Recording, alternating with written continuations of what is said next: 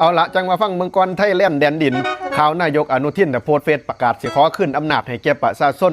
จักว่าด้วยเหตุผลกลไกใดดอกแล้วพับปันเฮ็ดหยอกละพักใดกะใดไผมาเป็นก็อยู่ๆไปปันเล่นเฮี้ยมน้อย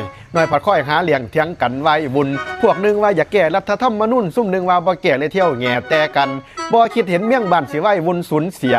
จักน้ำท่วมภาคเหนือไหลลงภาคใต้แถวอำเภอหาดใหญ่สงขลายะลาล่อเอาเงินเยียวยากะจักใดแล้วไปพวกผู้แทนก็บ่เอาใจใส่มีแต่เถียงกันพวกผู้แทนก็บ่เอาใจใส่มีตั้งแต่เถียงกันจักกูดึงมึงดันไปคนละปองเดี๋ยวนี้แถวไส้แดนนี่พวกทหารนี่ก็กำลังยองกับซุ่มเขมรเดียวนะก็สั่งบ่คิดเห็นพวกเขาอยู่แนวหน้านักการเมืองก็ตั้งที่ตั้งท่าอ้างแต่ประชาชนผลสุดท้ายก็หาแต่ผลประโยชน์เขาพวกพ้องของตนคนอื่นสร้างแม่